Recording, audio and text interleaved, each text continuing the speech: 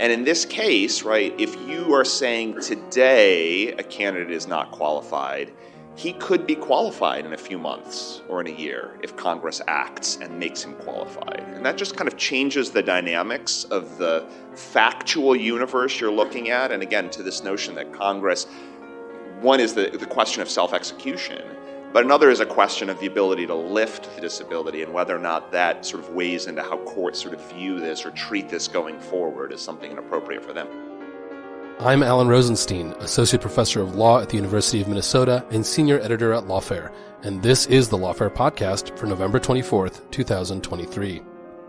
In the past few weeks, there have been several notable developments in lawsuits seeking to disqualify Donald Trump from the 2024 election under Section 3 of the 14th Amendment. The Minnesota Supreme Court dismissed a case against Trump, but invited the petitioners to refile once Trump won the GOP nomination. A court in Michigan rejected a challenge to Trump's eligibility on the grounds that Congress, not the court, should ultimately decide.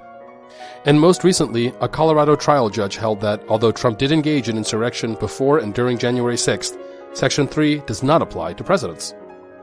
As these and other cases make their way through the courts, and with the potential that the Supreme Court will at some point weigh in, we're bringing you another portion of a conference held last month at the University of Minnesota Law School. For a previous excerpt, see the November 1st edition of the Lawfare Podcast.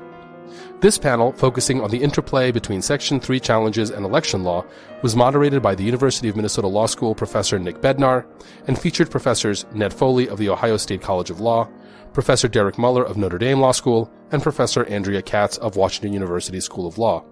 It's the Lawfare Podcast, November 24th. What disqualifying Trump from the 2024 ballot would mean for election law. Last hour, we heard about the history that supports or refutes the argument that Section 3 disqualifies former President Trump from serving a second term as president. In this hour, we will ask, how do these arguments get implemented? We will shift our attention to the legal hurdles facing plaintiffs who seek to use these theories to challenge President Trump's eligibility in the 2024 election. Broadly, plaintiffs in these cases face two hurdles. First, do cases involving Section 3 disqualification present a justiciable question? And second, will plaintiffs be able to establish the merits in this particular case? We are honored to have a group of distinguished panelists here who can help us answer these questions. And so, before we get too in the weeds, I want to ask each of you, who has the harder argument in this case? The plaintiffs seeking President Trump's disqualification, or those seeking to keep him on the ballot? And we'll start with Professor Katz. Well, first, I'm honored to be here. This is a very kind of innovative medium. I think the conversation has already shown the kind of collaborative nature of the conversation that we're hoping to have here, so it's great to be part of it. I'm going to just echo what Professor Hickman said on the prior panel. Plaintiffs have to run the table, and that already puts them facing a steep uphill. To take a sort of legal realist approach to this, or maybe really just to state the obvious, a court that takes on the question of excluding the current GOP frontrunner from an election is obviously going to be attracting a lot of heat for such a decision. And if a court wanted to avoid such heat, there are plenty of off-ramps that they can employ. So therefore, it's on the onus of the plaintiffs to convince them not to take any of the off-ramps. Last night at dinner, I think we were talking, and Professor Graber named about 8 possible off-ramps. But personally, I don't think all of these are serious disputes. But again, I think if a court decided that they were, well, for the plaintiffs, there goes your case.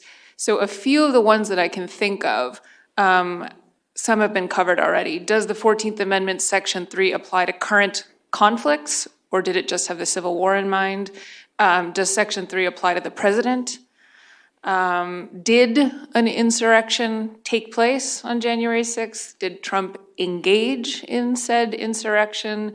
Can a person be disqualified from the ballot for insurrection without having been formally criminally convicted of the federal charge of insurrection? Can a person be disqualified from the ballot without a congressional law clarifying their intentions under the 14th Amendment? assuming that no law is required, can a state secretary simply enter a disqualification under their own authority, or do they need a judicial order applying Section 3 first? And finally, there's the important question which we should neglect: is using Section 3 a good idea at all? So there you have it. That's 8 that I thought of last night while I was drawing up thoughts for this. I don't think all of them are seriously in dispute as a matter of law, but my point is, if a court answers no to any of these, the plaintiffs lose. So I'll leave my thoughts there.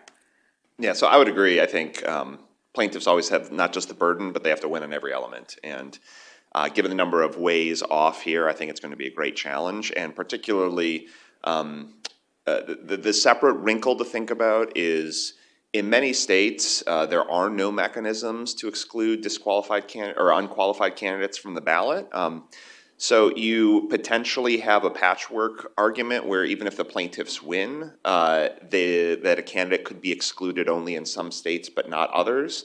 It depends on how obstinate the Republican National Committee is when it comes to the 2024 election. So that just adds an extra layer of complexity, that even when the Supreme Court speaks, the implementing mechanics of that happen on the ballot state by state.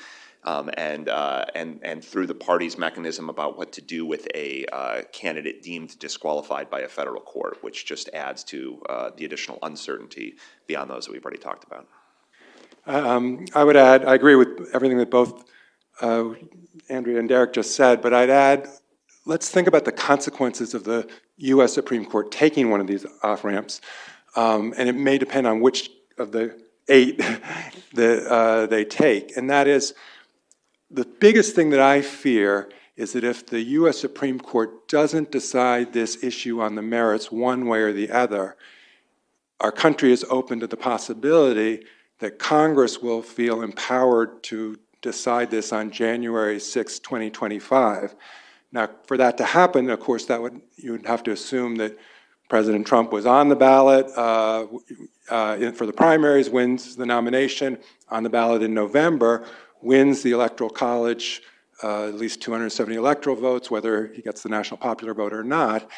And then Congress meets to count the electoral votes in the joint session under the 12th Amendment. But this issue would not be the kind of issue that came up on January 6, 2021, which was about whether or not electors were appointed in the states properly over the popular vote. This would be, assume the electors were all appointed properly, there would still be an issue whether the winning candidate was qualified to take office 2 weeks later on Inauguration Day. And we can go into the details of this under the new federal statute, the Electoral Count Reform Act, and Derek's written a lot about the procedures of that. But I think in terms of, is this a good idea or not, Andrea's last question, I think that it's much more perilous, much more fraught for the country in terms of public protests, risks of violence and so forth, if Congress were to try to take away President Trump's hypothetical victory after voters had voted in November. So I think it's imperative for the sake of the country for the U.S. Supreme Court to decide he's either qualified, yes, or he's not qualified before the Republican National Convention next July. And then if he's qualified, according to the U.S. Supreme Court, we run the election the way it's been going so far. But if he's not qualified, obviously his supporters will be extremely upset, as Professor Blackman said, but both the Republican Party in its convention and the country as a whole could handle that disqualification ruling before July of 2024, much better than it could handle it in January of 2025. Why don't I stop there? We could explore the ways that different off-ramps affect the court's role. It has to do with it, whether it's procedural or on the merits or so forth, but I'll stop for now. Yeah, so Andrea's list of 8 questions does a wonderful job teeing up this panel, and we'll really start to explore all of these off-ramps as we go through and everything that really has to be shown in the instant cases. So let's start a bit simpler. The current dispute arises from the 14th Amendment, and it's an incredibly complicated issue. We have all these different elements, but there are a bunch of other possible reasons that an individual may be ineligible to serve as president. You need to be at least 35 years old. You need to be a natural-born citizen.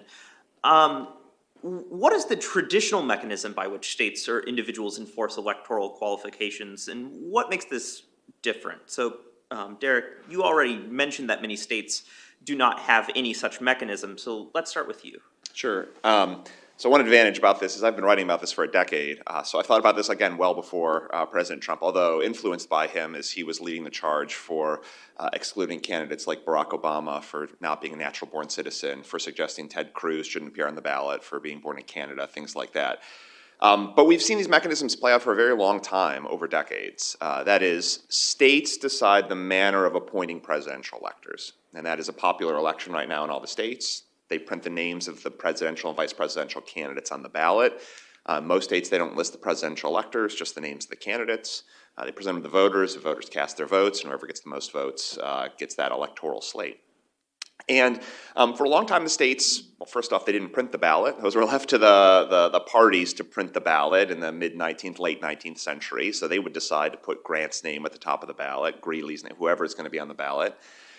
And then the state starts taking over the printing of the ballot, and it has to make some hard decisions about who to include and who to exclude in the late 19th century. And so it creates mechanisms where you seek signatures from voters to say there's enough popular support for your name to appear on the ballot. And then by the late 20th century, particularly there's sort of a moment in the 50s and 60s where whether it's the rise of sort of hard left parties, of communist and sort of socialist parties in the United States, and there's a real resistance to listing their names on the ballot, there begins to be some interest in the states about excluding candidates, raising the threshold for allowing candidates to appear on the ballot to get into the general election. And then part and parcel of this is also excluding ineligible candidates from the ballot. And the first instance I found is in 1968, where Eldridge Cleaver is 33 years old, attempts to appear on the ballot, and the state of California says, "You're 33, we're not putting your name on the ballot." And he appeals that to the United States Supreme Court, summarily rejected, not a merits decision, but we've got at least some record of that. And over the years, we've seen this happen. Different states have different mechanisms where candidates who are ineligible are kept off. You're 21 years old, you're born in Nicaragua, whatever it might be. But on the flip side, a lot of states have no such mechanism. And ineligible candidates show up on the ballot. 37 or 33-year-olds, 31-year-olds, Nicaraguan nationals, they appear on the ballot. They've appeared on the ballot a lot in Minnesota, actually. And candidates, you vote for them, you could vote for them, maybe you don't want to vote for them or don't even know who their names are because they're not the major party candidates. So there's a spotty history because the states choose these mechanisms and how they want to apply. And so we've seen this throughout the states in other contexts with the major party candidates. Again, Barack Obama, John McCain, Ted Cruz, challenges to their eligibility. And the states, again, split in terms of even whether or not they're going to investigate. In some states, they say, yeah, we're going to hold a hearing and we're going to figure out whether or not you're eligible and we'll figure out what the natural-born citizen clause of the Constitution means. And in other states, they say, we've got no mechanism here. And unless it's either really obvious or unless the legislature gives us guidance, your name's going on the ballot. So we see this divide playing out consistently throughout the states and why it's such a piecemeal and fractured process. And if I can underscore what Derek said is really important, this is as much an Article 2 issue as it's a 14th Amendment Section 3 issue. And the whole discussion about whether or not Section 3 is self-executing or needs enabling legislation needs to encompass the question whether state legislation can be enabling legislation under the Article 2 power that Derek mentioned. The state legislatures have the power to enact laws to choose the manner of appointing presidential electors. And even Professor Blackman, in his lengthy new article on page 111 or 12 or something, talks about the Chiafalo case in the U.S. Supreme Court, which is a case about the Electoral College that gives the U.S. Supreme Court the power to basically or says that state legislatures have the power to enact statutes that will nullify the appointment of an elector if they're faithless electors. Remember the faithless elector concept? And you can replace a faithless elector with an elector who will be faithful.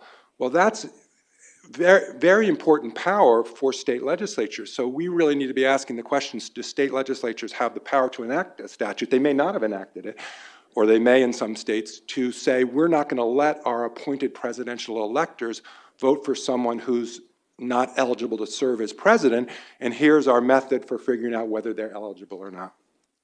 Just want to quickly add to that. The plaintiffs are trying to make two arguments, I think, as regards to the state's enforcement power. And one is that under certain state laws, so Professor Muller gave us a sense that these vary enormously. There are some states, Oregon is one of them, under which it seems that, or at least the plaintiffs want to convince courts that state officials have no discretion about whether to put Trump on the ballot or not.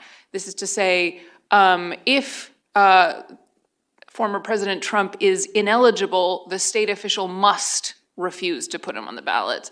And the other argument that they're seeking to make is that this is a disqualification. This is a criterion for office just like any other, just as if he were 33 years old and hadn't lived in the United States for 14 years. This is a sort of garden variety, nothing to see here, folks kind of argument.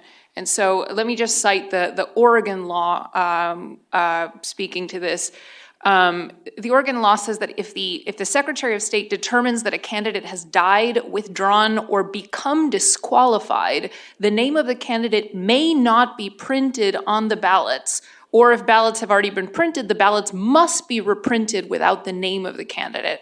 So this is one of the sorts of laws that's being used. The idea is to say this isn't a discretionary matter by the state officials. This is an obligation under state law. And I think the question then really arises, as Professor Foley was saying, whether such a state law can actually trigger the provisions of Section 3. Great. So, Professor Foley, you've already started to hint at this, and Professor Katz's comments are also getting at this. But can you help us disentangle the two avenues this could come about, right? So what we're seeing is, right now we're talking a lot about litigation, but there's this whole separate thing happening here with election administrators, right? In terms of secretaries of state being asked to remove people from the ballot with their own authority. And how do election administrators and courts interact in this regard, and how does that affect this, question? Oh, such an easy question. I'm glad to tee up something so easy.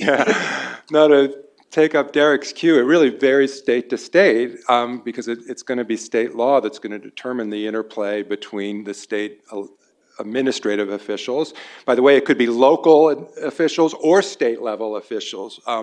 Different states structure their whole election administration process very differently. Some are quite decentralized, like Wisconsin comes to mind. Others are more centralized. And so you could have county-level officials having to make a decision if somebody's going to be on the ballot or not. I also think it's important to distinguish between the role of primary elections, that's where we are now at this stage of the process, versus the November general election. Again, most of us think when we vote in a primary, we're really voting for somebody, and if they get enough votes, they win the primary, and that's true if it's a gubernatorial primary or most primaries. But the way presidential primaries feed into the party conventions is a very distinctive process. The parties have their own rules for how delegates are pledged, depending upon these primary elections, or sometimes caucuses. There's still a few states that have caucuses, and so this comes back to the timing point, that the posture of all of this litigation, in my mind, is very different if it's pre-nomination or post-nomination. So I think as a practical matter, we're starting to see that election administrators are unlikely, or have so far pervasively not wanted to take their own initiative to disqualify, even in so-called blue states. You might have thought politically, well, some blue state Secretary of State's eager to do this. That has not appeared to be the case. And so, if this is going to get teed up to the U.S. Supreme Court for a ruling that applies nationwide, I think the way it would have to happen is that some state judicial system approved by the state Supreme Court would have to render a disqualification judgment that would obligate the U.S. Supreme Court to review it, or some significant judgment that's on the road to disqualification. Maybe here in Minnesota you could have a ruling on a legal issue, but without all of the facts determined, that could tee it up to to the Supreme Court. So there's so much complexity involved. I don't know that I can say anything more than that. Yeah, if I could jump in. So there's another kind of argument that's risen by the plaintiffs in some of these cases that I don't think is right, and so I want to, if I can jump in on this point. The state legislature makes the decision about whether or not the Secretary of State has this authority to review qualifications. And again, in the states that empower somebody to make that determination, it's typically a court or administrative law judge. So in states like Georgia or New Jersey, where the Secretary of State might have this power, it's typically referred over to an administrative law judge to make the decision. There's a separate question suggesting, well, maybe the Secretary of State has this inherent authority. They've taken an oath to uphold the Constitution of the United States, and that means you need to dig in and figure out whether or not somebody's qualified to serve. And I've seen this argument floated out there in some of the pleadings, and in the pre-2020 cases, I found this basically go nowhere except in one place, Chief Justice Roy Moore in Alabama, who dissented in a case in 2014 where the state of Alabama, the majority of the Supreme Court basically said there's no power for the Secretary of State to go ask for Barack Obama's birth certificate. And Chief Justice Roy Moore dissented, says there's an oath you've taken to uphold the Constitution of the United States, and there's a supremacy clause that says supreme to everything else in the United States, and that Secretary of State needs to get in there and figure out whether or not every single presidential candidate is qualified. You can understand why that's not a great place for secretaries of state to be, right? Unless there's a mechanism put in place well before the election by the legislature to figure out what this looks like, whether or not to investigate, and what the conditions and parameters of that should look like. We don't want secretaries of state ferreting around on their own, independent of any other authority, because frankly, it's Article 2. It puts it in the state legislatures to make this decision, and it's not for anyone else to just go root around on their own.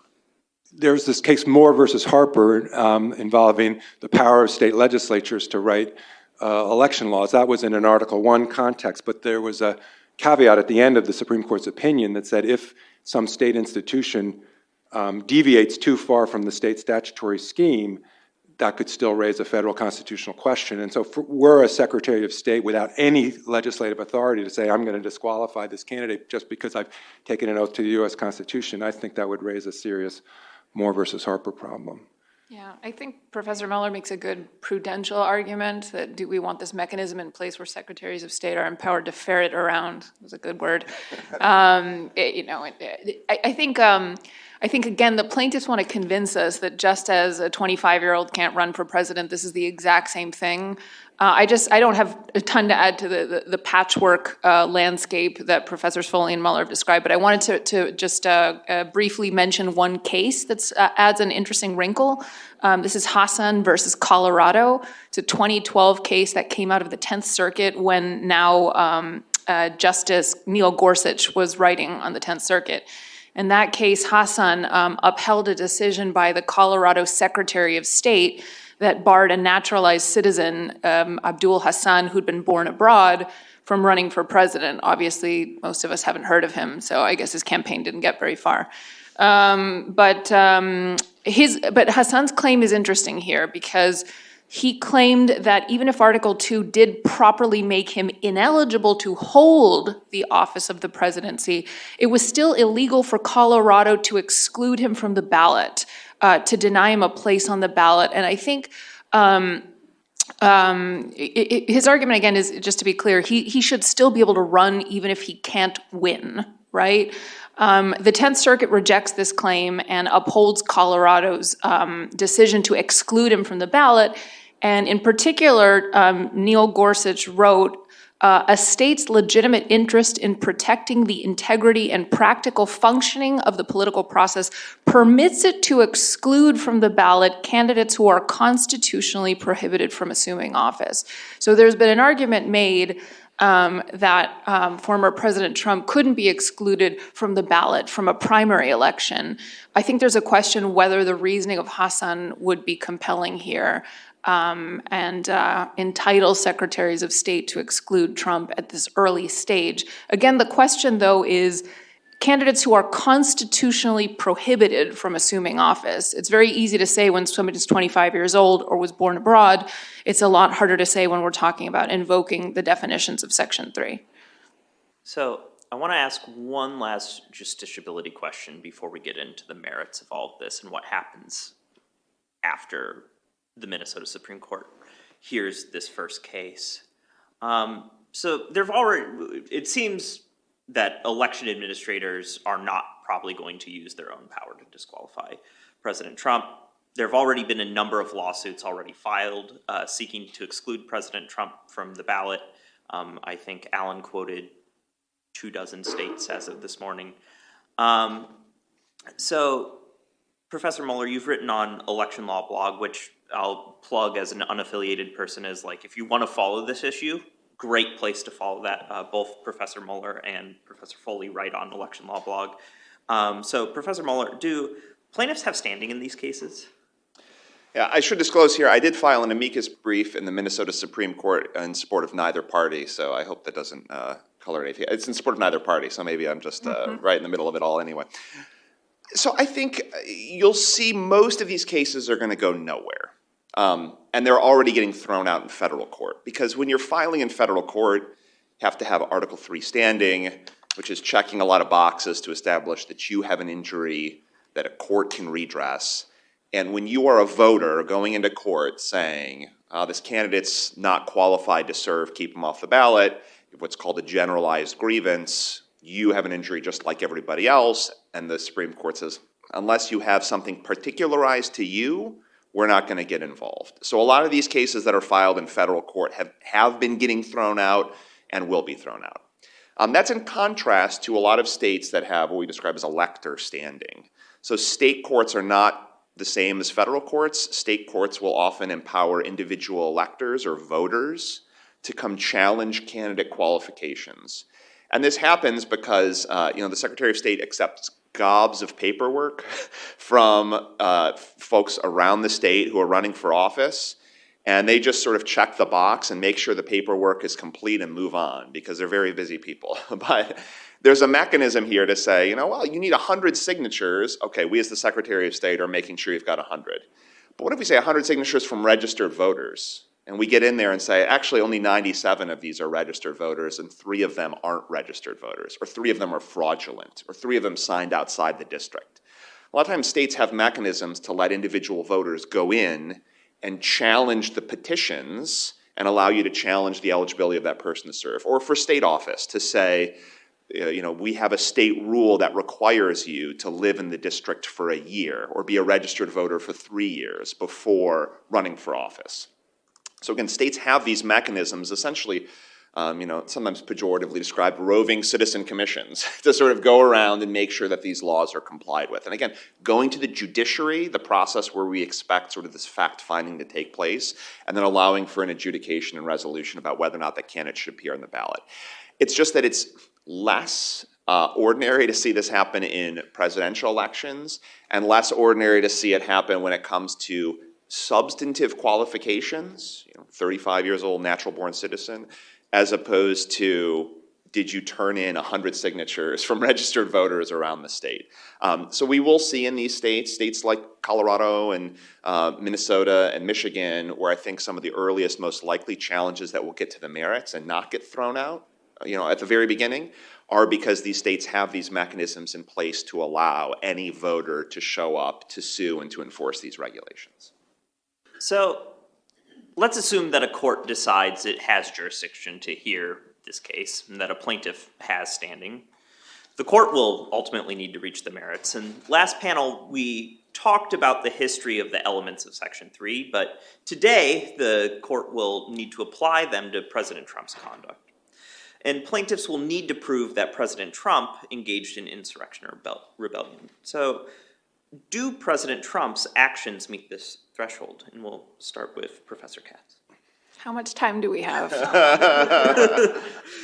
Okay, well, I jotted down some notes, and I'll try to get through my notes in a somewhat parsimonious fashion, but I think this is the biggest legal question at issue, and therefore a lot can and must be said about it.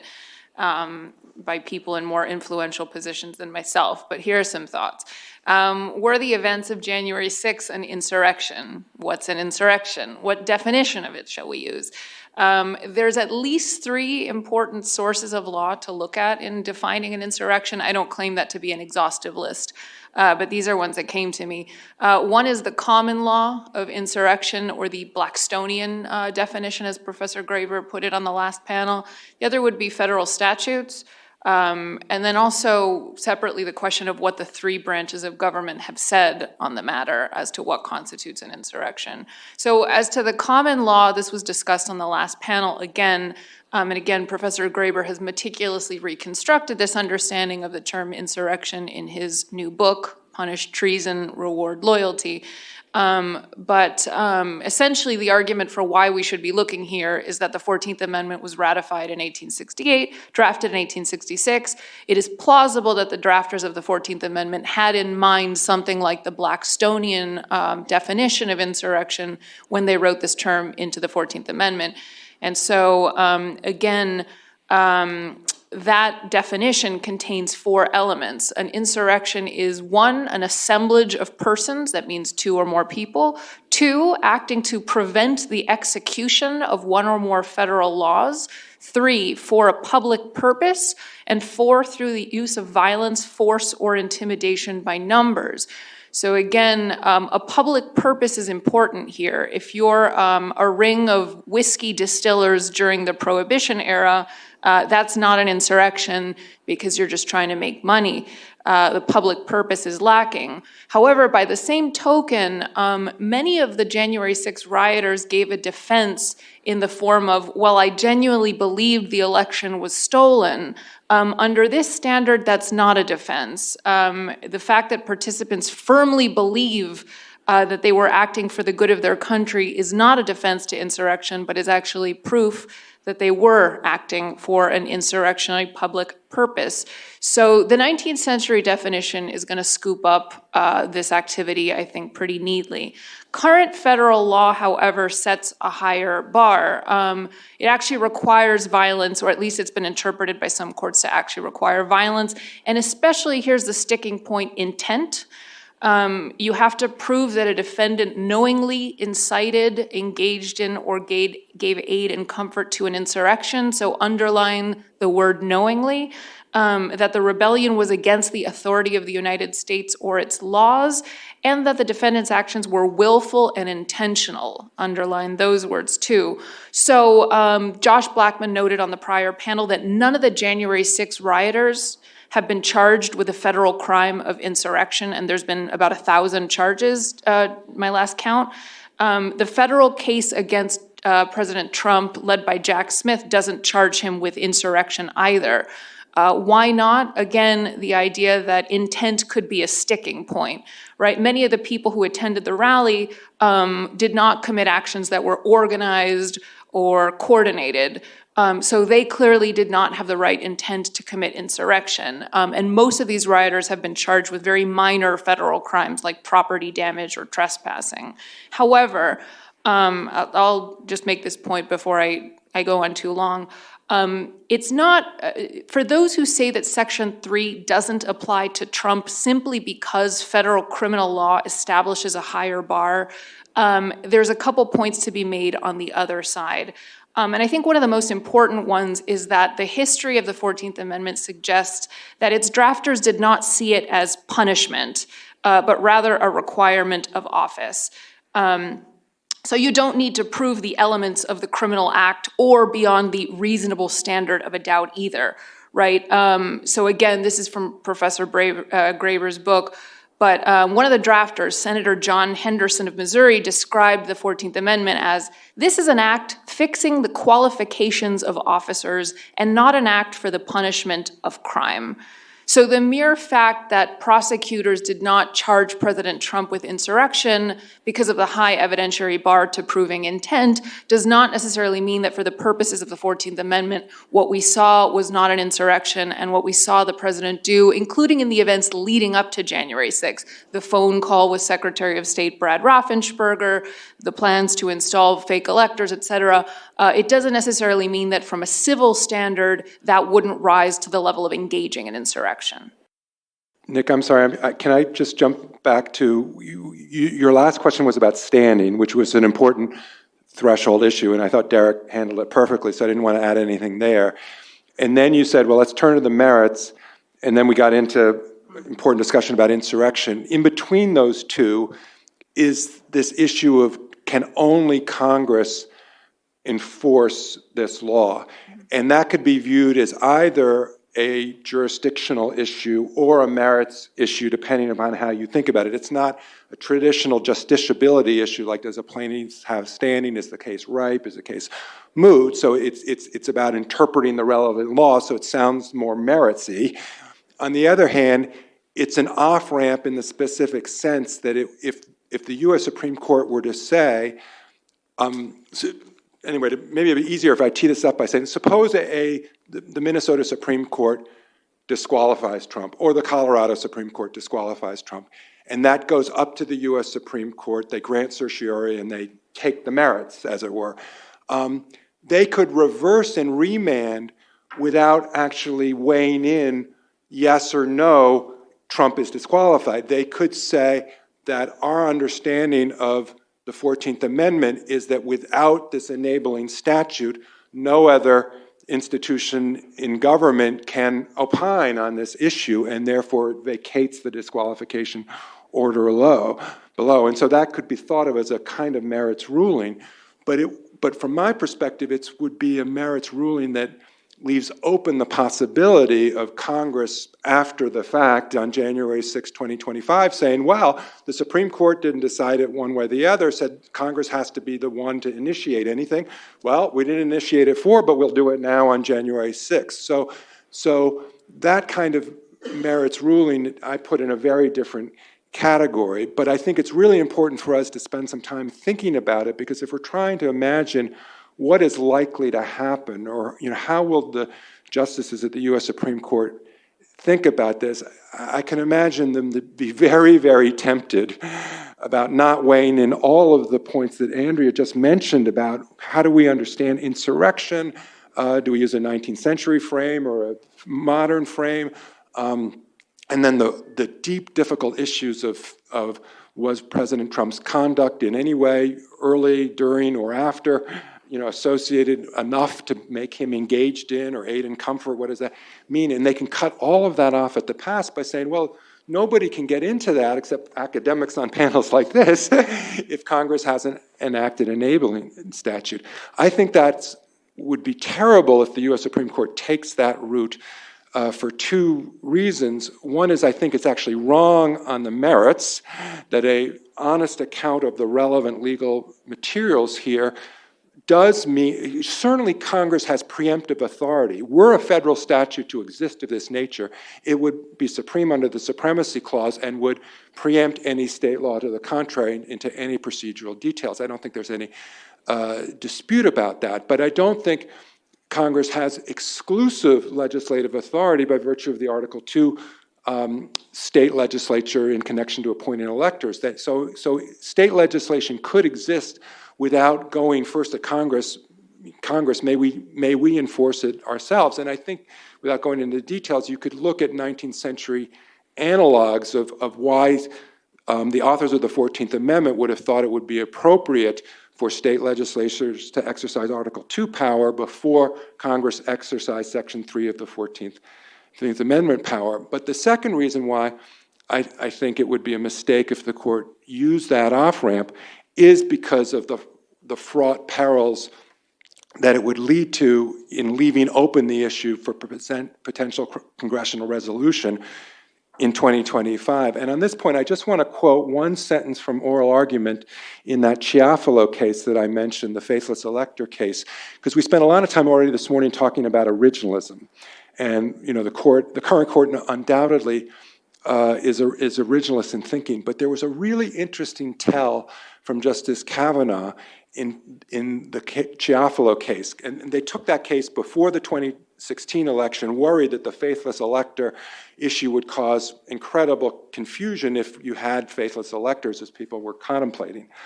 And so Justice Kavanaugh starts out And he goes, "Good morning, Mr. Lessig." Larry Lessig, the Harvard law professor, was arguing the case. He goes, "I want to follow up on Justice Alito's line of questioning and what I might call the quote," well, he didn't use quote, but I think there were kind of air quotes to his question. He says, "what I might call the avoid chaos principle of judging, which suggests that if it's a close call or a tiebreaker, that we shouldn't facilitate or create chaos." And you can imagine the justices immediately thinking, this is going to be chaotic if we let this happen. And so let's cut it off at the pass under this exclusive congressional authority. But what I want to suggest is maybe the avoid chaos principle cuts the other way, that it's an imperative for the court, again, to weigh in on the legal issues here so that we don't have chaos at the back end of the process. Professor Muller, do you have anything to add? Before I... Yeah, I'll say I don't know. So I say that, when I did all this stuff with, the past, the 2016 election, Ted Cruz, and people would say, well, he's born in Canada to a Cuban father and an American mother. Is he a natural-born citizen? And I would say, I don't know. I'm not a natural-born citizen clause expert. I can tell you about all the other election stuff, but on that I don't know. Same with Section 3. The past panel has forgotten more than I'll ever know about Section 3. I can describe all these things, but I feel a high degree of uncertainty, and I don't know if that goes to the chaos principle. But I will add one sort of additional congressional point, and this is actually the last sentence, which we haven't spent a lot of time talking about here in Section 3 of the 14th Amendment, is that Congress, by a 2/3 vote, can lift the disability. And that's a strange provision when it comes to a qualification, right? Usually we think qualifications are black and white, 35 years old, 14 years resident, natural born citizen. It's very weird to think that there's a qualification that's an on-off switch left to the legislature. And in this case, right, if you are saying today a candidate is not qualified, he could be qualified in a few months or in a year if Congress acts and makes him qualified. And that just kind of changes the dynamics of the factual universe you're looking at. And again, to this notion that Congress, one is the question of self-execution, but another is a question of the ability to lift the disability and whether or not that sort of weighs into how courts sort of view this or treat this going forward as something inappropriate for them. I don't know, I don't have a great answer for it except to sort of flag it. Can I just say one more thing? Please do. I think that that intervention is massively important because I could see it's a sort of merits ruling, but it's kind of more a procedural ruling, that this point about whether Congress has to speak first before a state can take action to exclude, I think that is likely to be of huge practical importance. I just wanted to say one more thing about the merits as to the definition of an insurrection and engaging in insurrection, because I left that out. And this has to do with a free speech question, which is so massively important. So one argument against applying the term engage to President Trump's actions is that it hangs on his speech from January 6th, and that we do not, and this current court would certainly not establish a precedent where speech giving is tantamount to aiding an insurrection, right? What I would say that I think is on point here, none of the January 6th rioters have been charged with a federal crime of insurrection, but about a dozen have been charged with a federal crime of seditious conspiracy, which is a similar crime. It relates to a conspiracy to overthrow the United States government and does not require carrying out violence. It refers more, again, to a conspiracy, a sort of coordinated, planned action. And so there's been about a handful of the January 6th rioters who have been convicted of this charge of seditious conspiracy. Those were tended to be higher ups in these organizations like the Oath Keepers or the Proud Boys. So the founder of a group like that. And what was important for the prosecutors, this is why I mention it, because I think it pertains to President Trump's actions and how they bear on this question. Coordinating, rallying followers, driving people to the event, these were all things that prosecutors drew on in proving the charge of seditious conspiracy. So I think there's a question about whether Trump's relevant actions here were merely the speech or the prior activities involved in sort of trying to build up support for his version of events. I want to ask a follow-up question that all three of you have started to somewhat prompt here, which is, there's this question of, is this provision self-executing? Does Congress need to pass enabling legislation? We have this ability of Congress to remove the disability. So to some degree, setting aside the current political situation, Congress has the ability to remove off-ramps from the Supreme Court. Should it do so, and what off-ramps would be best for Congress to remove? Well, Congress should have adopted an enabling statute a couple of years ago to settle this. I wrote a column in the Washington Post urging that. Obviously, that didn't happen. And I do think we can't understand, and this may come up in the next panel, but I don't think we can understand the situation that we're in right now without acknowledging that this issue arose in a way during the trial of Trump's second impeachment charge, right? The second impeachment was about Trump's culpability for the January 6th event, and it was called an insurrection, I think, as part of the second impeachment. And the House impeached, and the Senate, 57 senators voted to convict, but that was not 67 as required. As you may remember, an argument was made, a procedural argument, that the Senate was disempowered from conducting the criminal trial, or not the impeachment trial, because by the time it had gotten to that point, Trump had already left office. And so there was this issue about whether or not, even though he was impeached before leaving office, it mooted it out.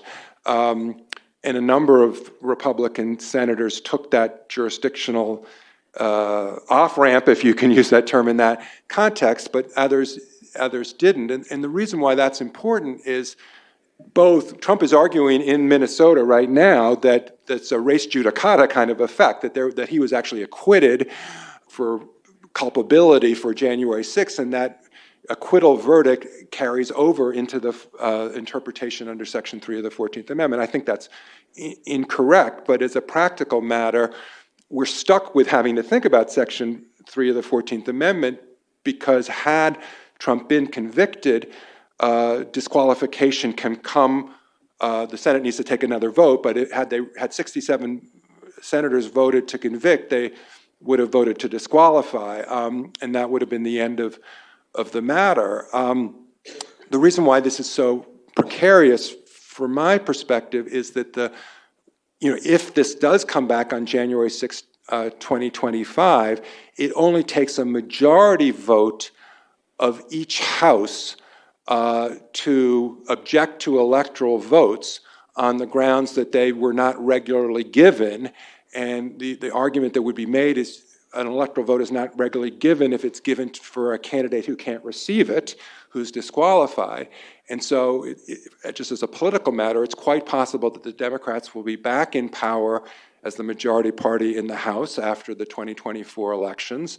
And I think there are Democrats in Congress, including Representative Raskin, who would lead the effort to try to disqualify Trump at that point, saying he was already, in fact, he's made public statements on CNN to this effect. So, you could see the House by majority vote voting to disqualify.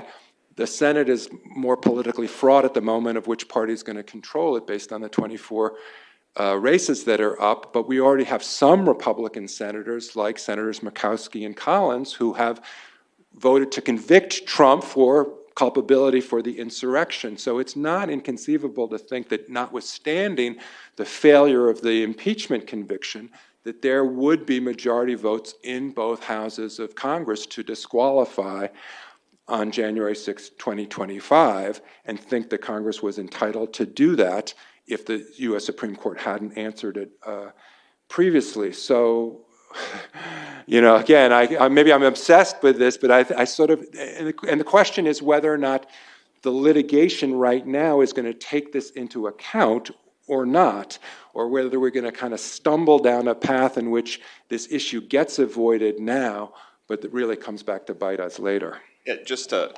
briefly restate or summarize, there's lots of different things that Congress can do here in different domains. And it adds a lot of complexity beyond just self-executing, right?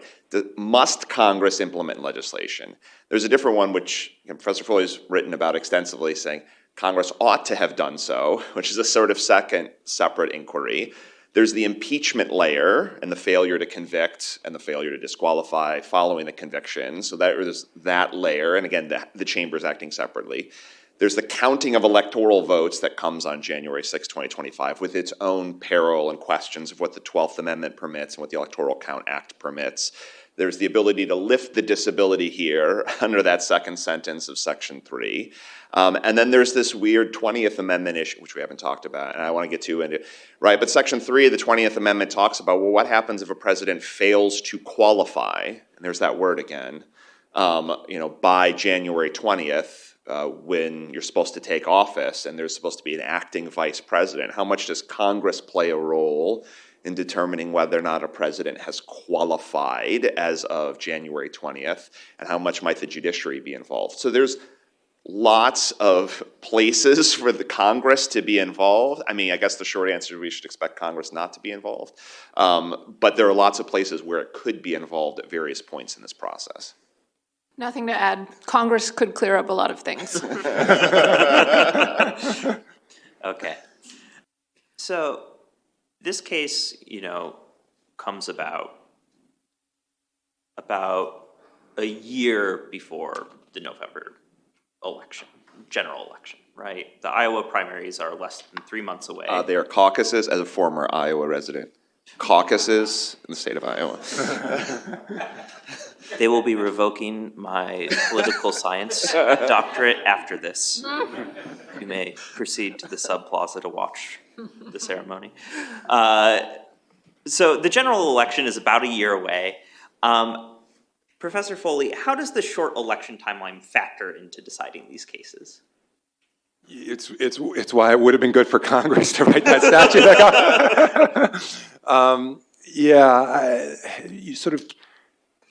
I've tried to think a little bit about the timetable and how fast this could get to the U.S. Supreme Court under the so-called shadow docket, that you may know that term, where they, emergency motions for stays of injunctions or to lift an injunction, those kinds of things. So as the last panel said, this could get to the U.S. Supreme Court in some way, shape, or form relatively quickly. But does it get to the U.S. Supreme Court in the posture that causes the U.S. Supreme Court to give us the kind of definitive ruling one way or the other that I think we need?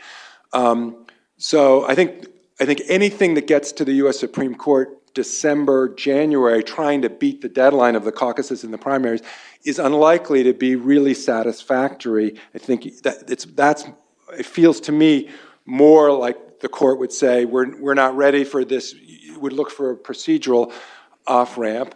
I suppose there is a chance that they could cut this all off at the pass by saying the president is not an officer within, Professor Blackman, that would be a merits ruling that would be the cleanest, because then it doesn't have to answer what's an insurrection or what does it mean to engage.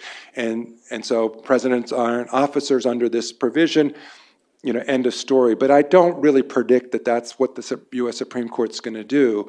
So I am thinking, even if it bounces up to the Supreme Court December, January, I feel like more likely, if we are going to get a merits ruling, it would be more like April, May, and this gets tricky with the schedule because voters will have started voting, whether in the caucus or New Hampshire, and then Super Tuesday in March, and so there will be all these primary votes coming in and likely to be in favor of President Trump when the Republican primary, if the polls are any indication.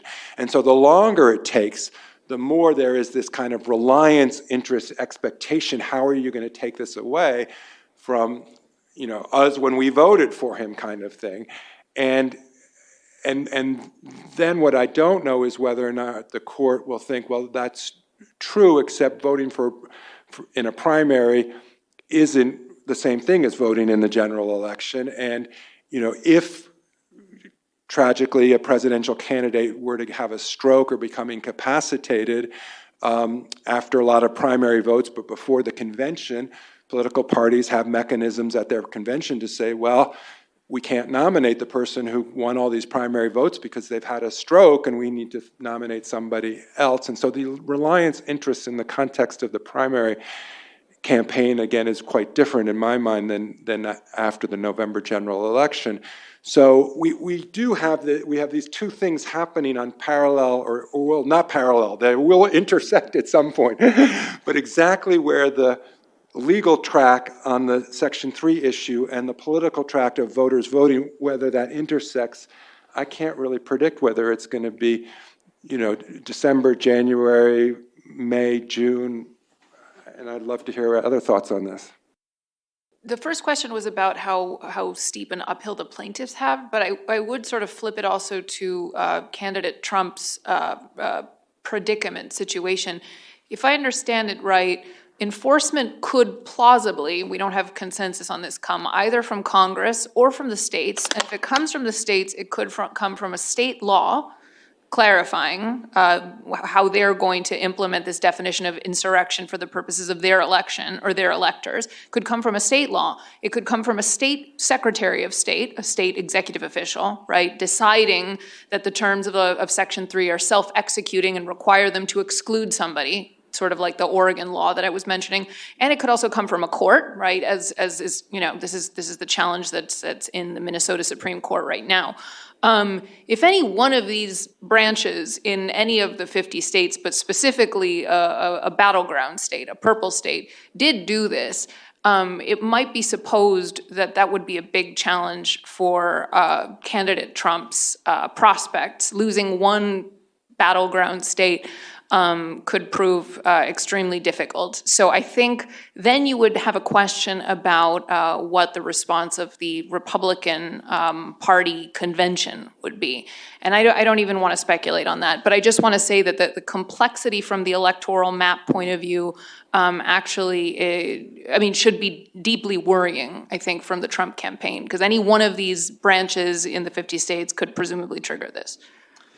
I think that Secretary Simon here in Minnesota said, I think his drop-dead deadline is something like January 5th to print the ballots for the primary.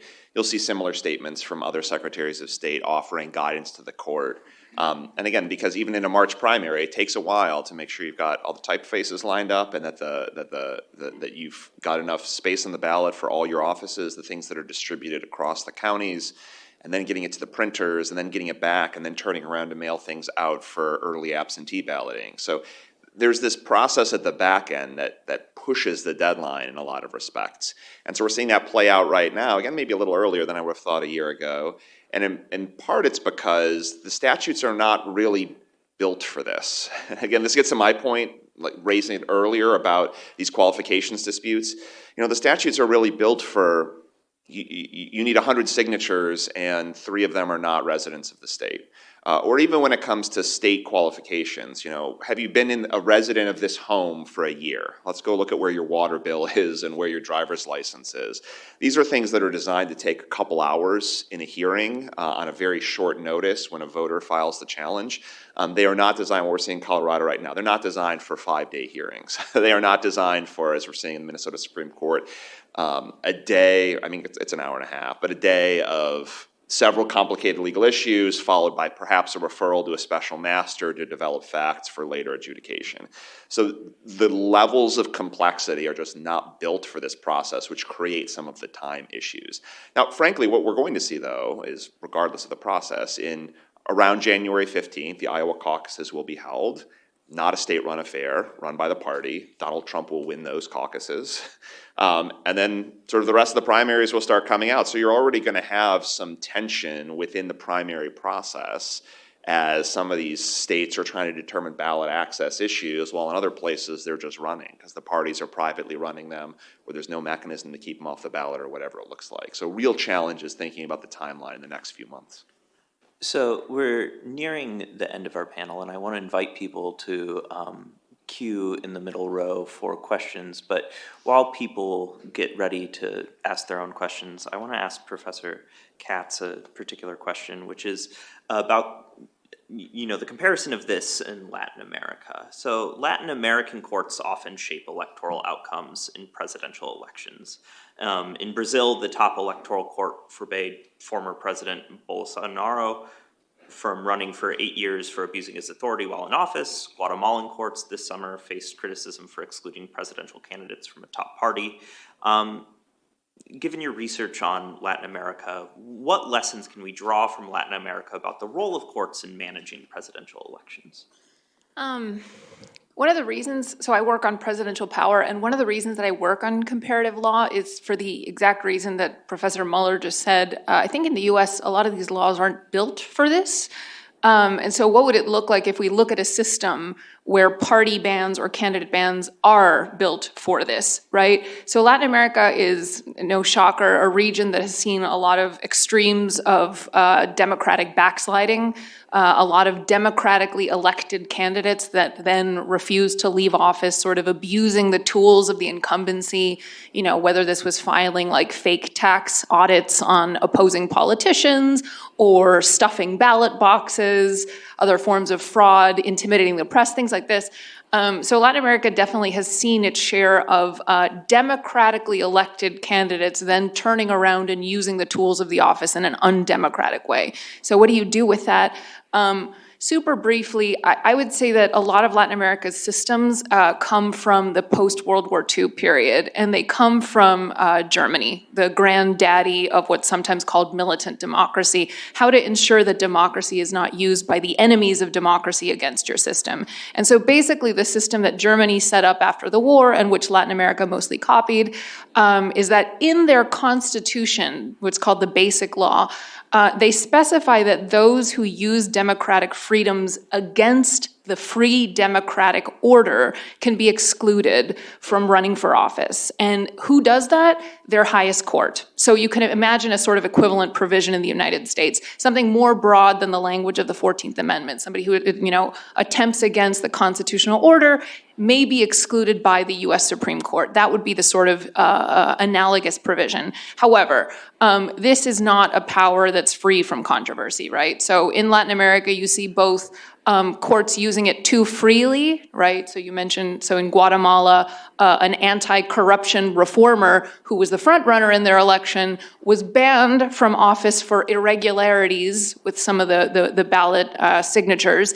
And then the court changed its mind, allowed him to run, and he became elected the president. So for a brief moment, it looked like a crisis was brewing because courts were abusing this power to ban a candidate. The other problem that you see in Latin America is the opposite problem, which is courts being too weak to actually enforce this, right? So for instance, it's a slightly different case, but Hugo Chavez rose to fame participating in a military coup against a democratically elected president in the 90s. And he's sitting in a jail, and a news team comes up to him and he says, well, we didn't succeed in our objectives of overthrowing the government for now.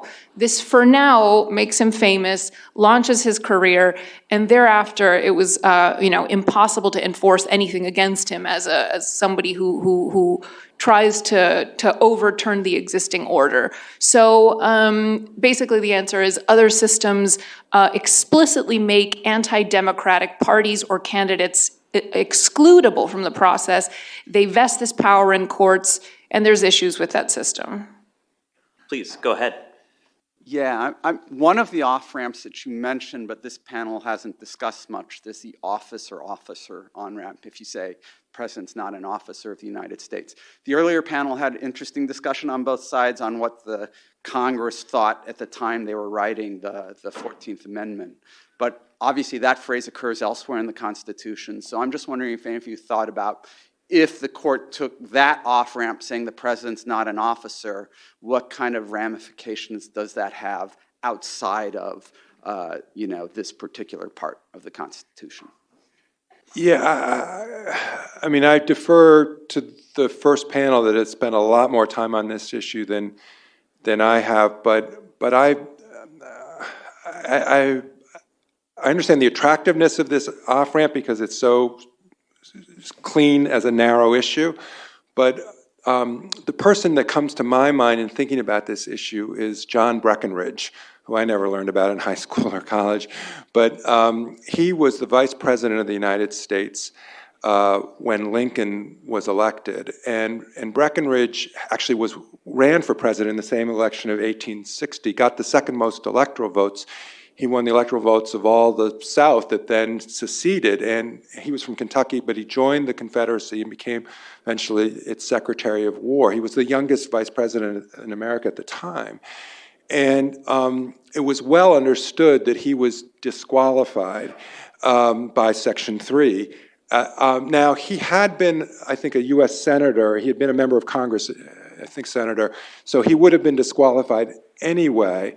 But I think people understood at the time that, had he gotten to the role of being vice president without having served in Congress, that he was still within the scope of the disqualification because he joined the rebellion.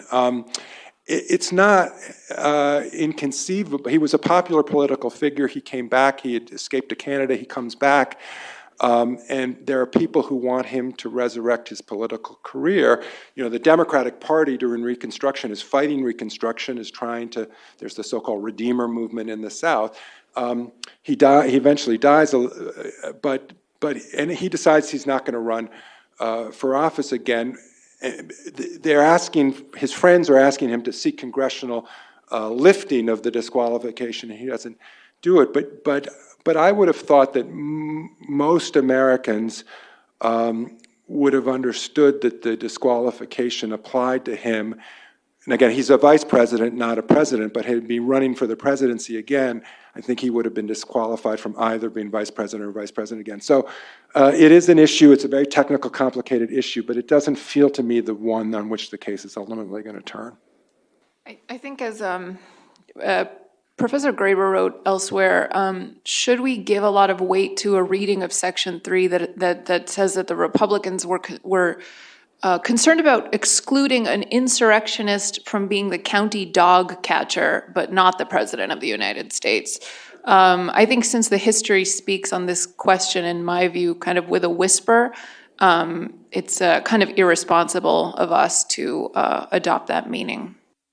I'm just curious about this argument that Section 3 needs to be enabled by legislation of Congress. You've mentioned that the Supreme Court could use that route and say, Section 3 needs to be enabled by some legislation, so it hasn't been enabled, so it doesn't apply. Are there any other amendments or clauses in the Constitution that similarly need to be enabled by congressional legislation? It depends what you mean by enabled. Right. I mean, so the Constitution exists sort of its own force, and I think, as Professor Blackman mentioned on the first panel, right, there's a difference in if the state is using its authority against you and you're raising a defense, like the Fourth Amendment or the First Amendment. And there's a difference then from being able to affirmatively enforce those rights in court under Section 1983 and being able to go in with an enabling statute and a cause of action to be able to go and sue. So the short answer is, I don't know. No, but, yes, and something like that, right? Where there's some enforcement that sort of happens of its own force and you're able to sort of invoke it, and other places where we sort of require some affirmative intervention from Congress to be able to do it. And so I don't want to, again, the last panel is probably the better place to talk about Griffin's case and what's happening there. And part of it is Chief Justice Chase is like sitting there like, what am I supposed to do? How am I supposed to figure out like who these judges are who've like, I'm not ejecting them under a quo warranto action, as we were talking about earlier. So I think part of it is the pragmatics about the posture in which the case arises to decide whether or not there's this enforcement legislation. Because I think to the extent that Congress thinks on, and again, I don't want to get us to January 6th, but to January 6th, 2025, I mean, Congress can make judgments on its own whether or not a candidate is qualified. And that's a way of it being enforced without enabling legislation. It's its own judgment call under that provision of the Constitution.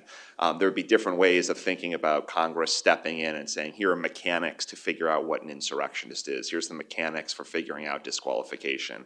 Again, Professor Foley's written a lot more about this and might have some more thoughts about how that plays out.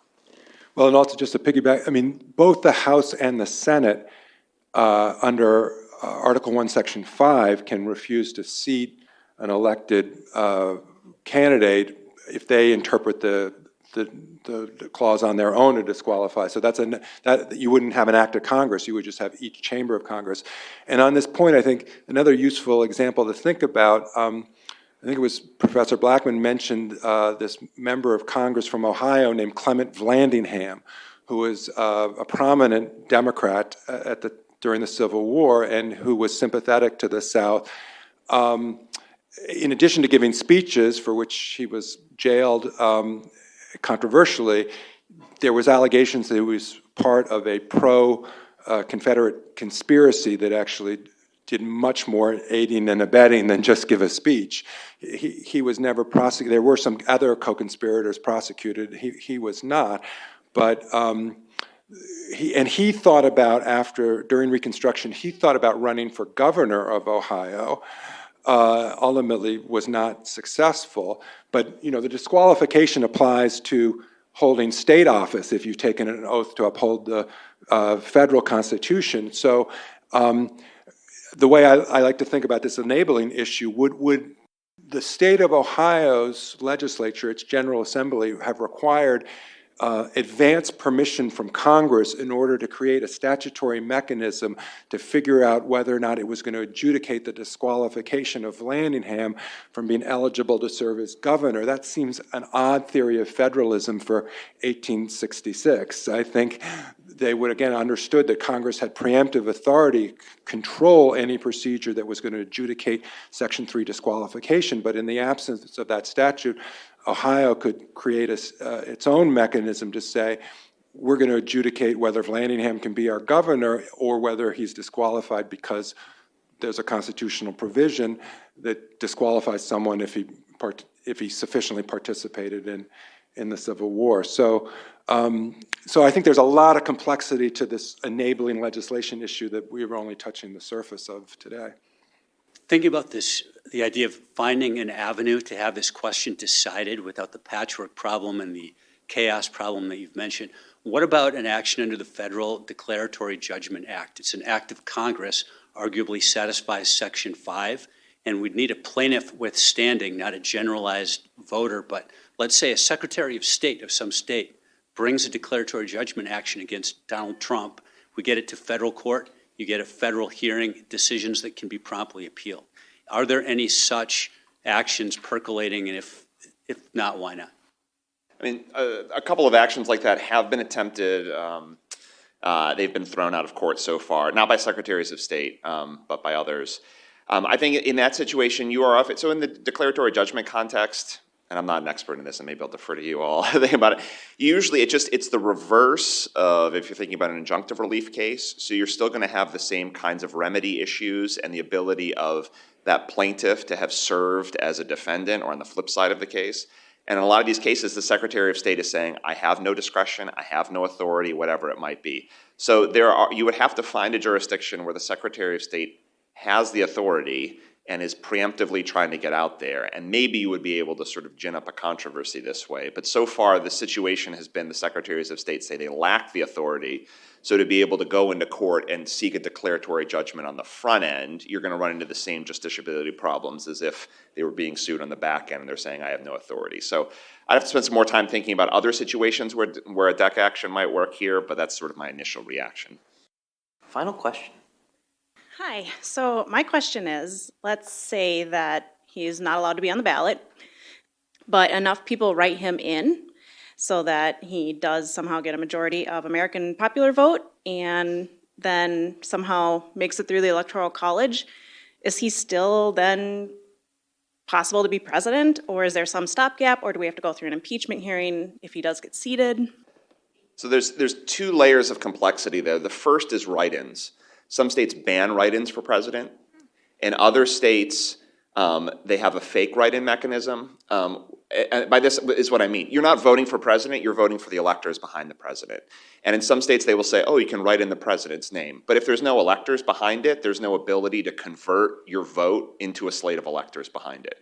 So we have to get through all these complicated rules of how write-ins work in the states. But let's assume that aside, and we get through all of that.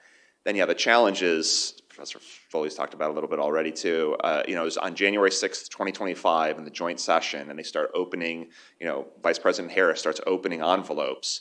Are there objections from members of Congress to say these votes were not regularly given?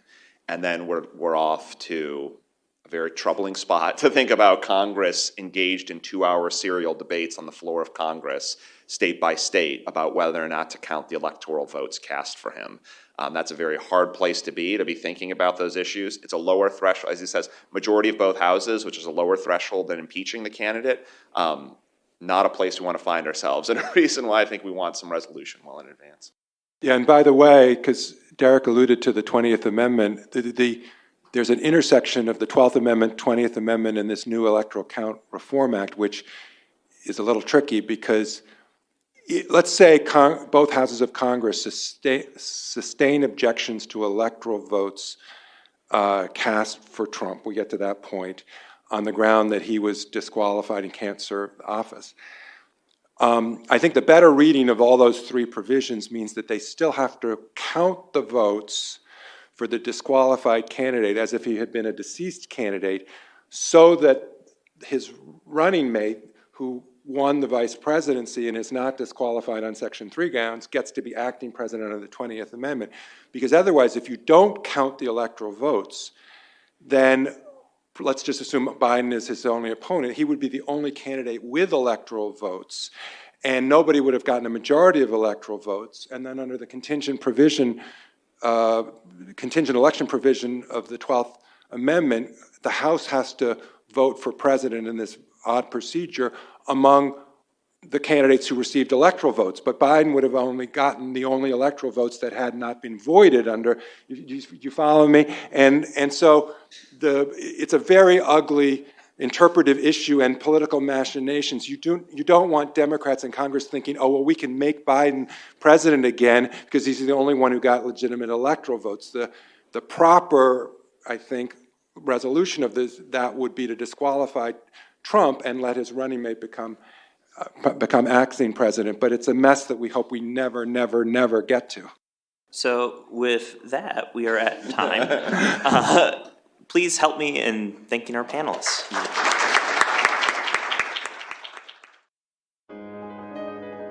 The Lawfare Podcast is produced in cooperation with the Brookings Institution.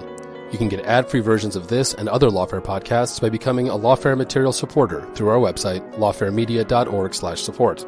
You'll also get access to special events and other content available only to our supporters.